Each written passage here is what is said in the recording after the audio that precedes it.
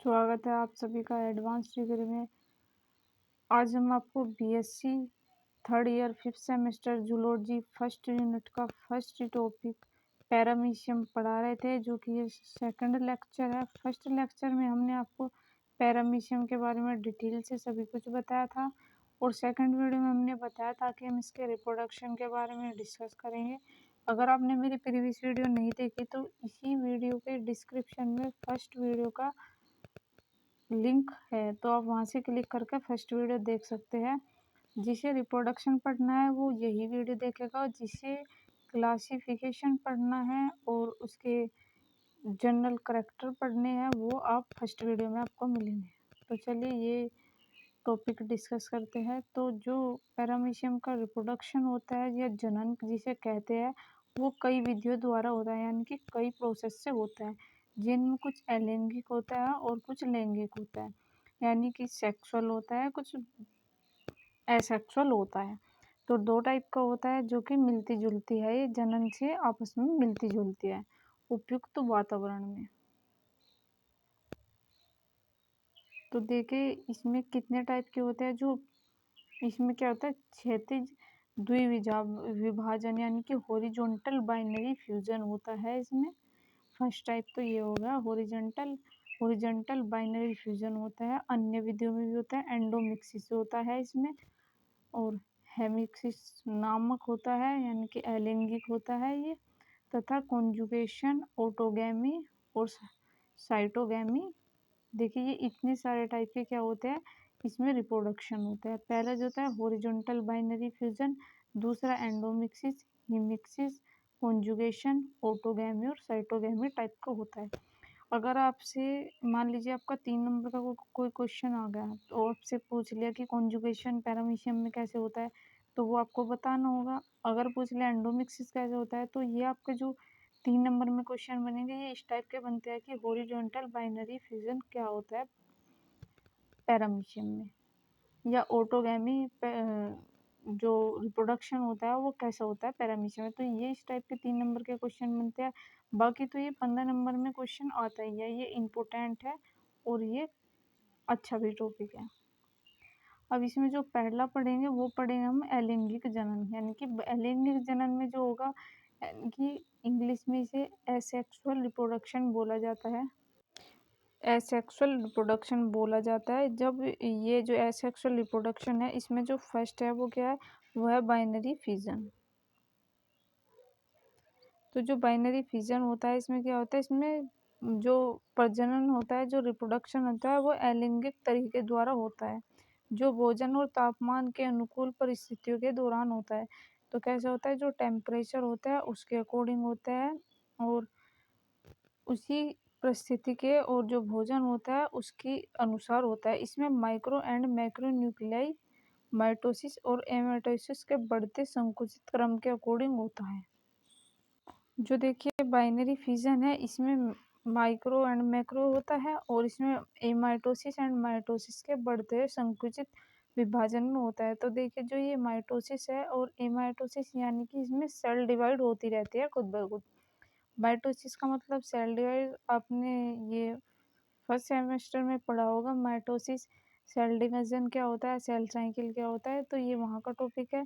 और जो एमाइटोसिस है, यानी कि ये डिवाइड होते रहते हैं। माइटोसिस का मतलब इसमें पैरामीशियम के शरीर पर मध्य एक अनुपस्थित, यानी कि साइटोप्लाज्मिक कॉन्ट्रैक्शन होता है। तो इसमें क्या होता है, इसमें जो पैरामीशियम की जो बॉडी होती है, जब स्ट्रक्चर मैंने प्रीवियस वीडियो में बताई थी तो वहाँ पर साइटोप्लाज्मिक कॉन्ट्रैक्शन मैंने आपको दिखाया था कहाँ पर होता है, ये गहरा हो जाता है जब रिप्रोडक्शन होना होता है, जिसके कारण शरीर अनुप्रस्थ रूप से 2 बराबर हिस्सों में विभाजित हो जाता है, यानी कि वो 2 पार्ट में डिवाइड हो जाता है जब रिप्रोडक्शन होने की प्रोसेस शुरू होती है।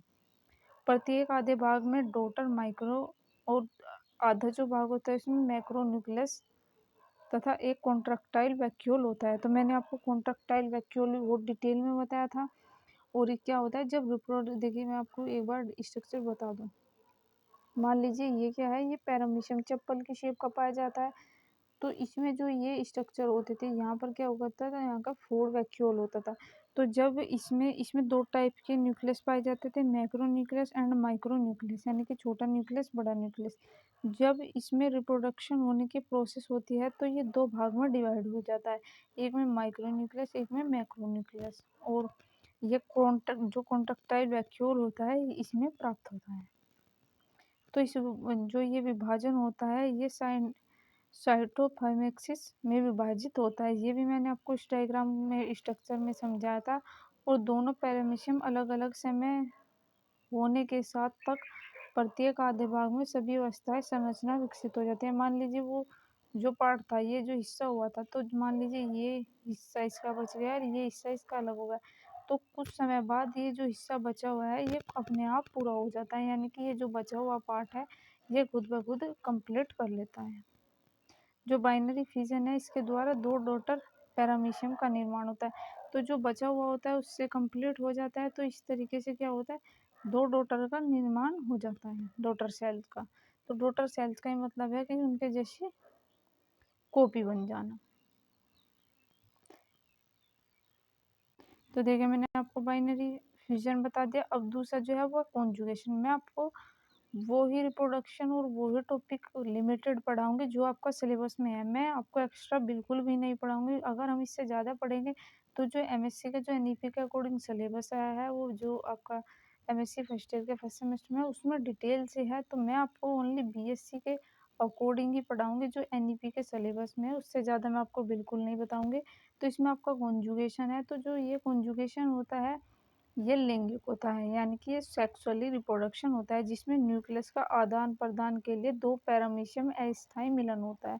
तो आपको सेक्सुअल और एसेक्सुअल का पता ही है, जहाँ पर 2 बॉडी अलग होती है, मेल फीमेल जब वे फ्यूज़ करते हैं उनके एग, उसके बाद में ही रिप्रोडक्शन होता है, ये सेक्सुअल होता है। एसेक्सुअल क्या होता है, बॉडी के किसी भी पार्ट से रिप्रोडक्शन की प्रोसेस होना, तो वो एसेक्सुअल होता है।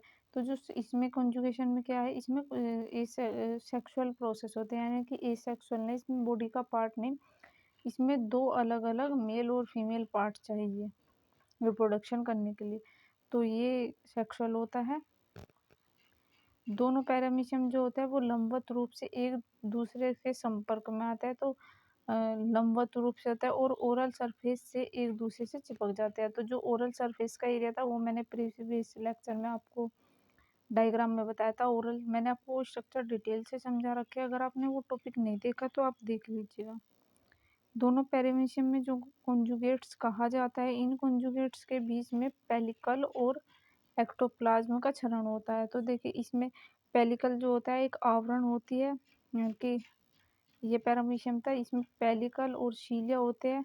पेलिकल का क्या काम होता है, बॉडी की जो जो बॉडी होती है उसे सुरक्षा प्रोटेक्शन प्रोवाइड करना। जैसे हमारी स्किन होती है, तो हमारी स्किन जो होती है उसे पेलिकल बोला जाएगा, क्योंकि हमारी जो स्किन होता है वो हमारे अंदर के जो ऑर्गन होते हैं उनकी सुरक्षा करते हैं। इसी तरीके से पैरामीशियम के जो पेलिकल होते हैं, जो आवरण होता है वो सुरक्षा करता है। इसी तरीके से जो एंडोप्लाज्म और पेलिकल होता है उनके बीच में क्षरण होता है, यानी कि इनका लॉस होता है, जिससे इन दोनों के बीच में प्रोटोप्लाज्मिक ब्रिज बनता है। इन दोनों कॉन्जुगेट्स में मैक्रो न्यूक्लियस गायब हो जाता है। तो जो छोटा न्यूक्लियस जो होता है, मैंने बताया था आपको 2 टाइप के न्यूक्लियस पाए जाते हैं, micro nucleus and macro nucleus. तो जो छोटे वाला न्यूक्लियस होता है वो गायब हो जाता है।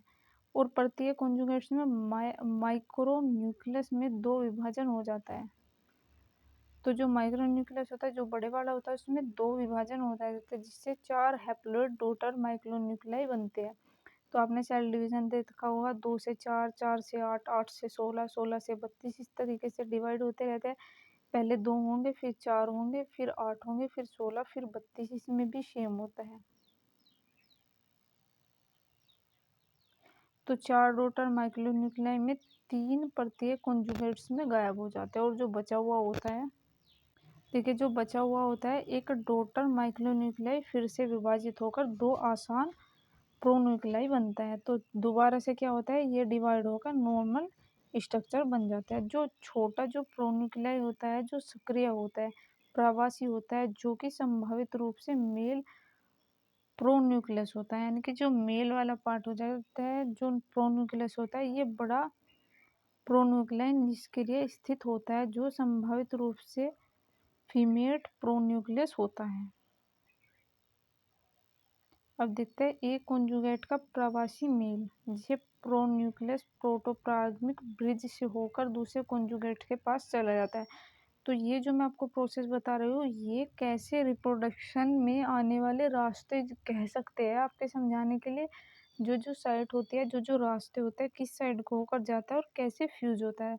तो वहाँ पर फीमेल जो न्यूक्लियस है उससे जाकर जुड़ जाता है, जिसके सिंगल जाइगोट न्यूक्लियस या एम्फी न्यूक्लियस या कॉन्जुगेशन न्यूक्लियस या साइरोकाइनियन बनता है। जो साइनोकार्डियन डिप्लॉयड होता है, दो अलग अलग पैरामीशियम के न्यूक्लियस के कंप्लीट फ्यूजन जाइगोट न्यूक्लियस का निर्माण होता है, जिसे एम्फिओक्सिस के रूप में जाना जाता है। तो देखिए, दो अलग अलग है, मान लीजिए दो पैरामीशियम के अलग अलग न्यूक्लियस है, जब इनमें कंप्लीट फ्यूजन हो जाएगा दोनों में, तो ये क्या बनाएंगे, ये जाइगोट का फॉर्मेशन कर देंगे, जाइगोट न्यूक्लियस का निर्माण होगा, यानी कि जो जाइगोट होगा उसमें क्या होगा, उसमें न्यूक्लियस होगा और फिर ये एम्फिओक्सिस के रूप में जाना जाता है। तो इसका जो नाम होता है वो क्या होता है, एम्फिओक्सिस नाम होता है इसका। इस फ्यूजन में लगभग कितना समय लगता है, 12 से 48 घंटे के बाद पैरामीशियम अलग अलग हो जाते हैं, यानी कि जो ये प्रोसेस चलती है वो 12 से 48 घंटे की चलती है और दोनों पैरामीशियम क्या होते हैं, अलग अलग हो जाते हैं और एक्स कॉन्जुगेट्स कहलाते हैं। प्रत्येक जो एक्स कॉन्जुगेट होता है वो जाइगोट न्यूक्लियस के आगे विभाजित होता है और इसके 4 पैरामीशिया उत्पन्न हो जाते हैं। जो कॉन्जुगेशन महत्वपूर्ण होता है, यह न्यूक्लियर रिऑर्गेनाइजेशन और वंशानुगत विविधता प्रदान करता है, यानी कि पीढ़ी दर पीढ़ी यही स्टेप चलता रहता है। अब पैरामीशियम की जो स्ट्रक्चर होती है, इसका आकार स्लिप, अगर आपसे 3 नंबर में ये क्वेश्चन पूछ ले, 2-3 पॉइंट मैंने बनाया है तो आप ध्यान से देखिएगा। अगर आपसे पूछ ले कि जो पैरामीशियम होता है उसकी स्ट्रक्चर कैसी होता है, तो वो स्लिपर के आकार का होता है, यानी कि वो चप्पल की शेप का पाया जाता है। ये यूग्लिना की तरह एक प्रोटोआ संघ का सामान्य जीव शैवाल भी इसे कह सकते हैं। तो गाइज, ये था हमारा आज का वीडियो। अगले वीडियो में हम इसके अगले टॉपिक के बारे में डिस्कस करेंगे। अगर आपको किसी नए टॉपिक पर कोई नया टॉपिक देखना है तो आप हमसे डिस्कस कर सकते हैं। अगर आपको जूलॉजी या बॉटनी में आपकी रिसर्च है, इससे जो ईयर है आपकी, इसमें रिसर्च भी होगी। अगर आप जूलॉजी में करना चाहते हैं या बॉटनी में, तो हमने जूलॉजी के रिसर्च पेपर भी पब्लिश यानी कि अपलोड कर रखा है और बॉटनी का भी हमने कर रखा है। जो जूलॉजी का टॉपिक है वो मोर्फोलॉजी ऑफ मॉस्किटो है, एडीज मॉस्किटो का टॉपिक है, और जो बॉटनी है वो स्टोमेटा के 5 प्लांट के पर हमने रिसर्च की थी, तो वो उसका टॉपिक है। तो आप, अगर आपको कोई सा भी चाहिए, तो अगर आपको उसकी पीडीएफ भी चाहिए तो आप हमसे ले सकते हैं। तो थैंक यू गाइज, मिलते हैं किसी नए टॉपिक के साथ में। जब तक के लिए आप हमारे चैनल से जुड़े रहिएगा।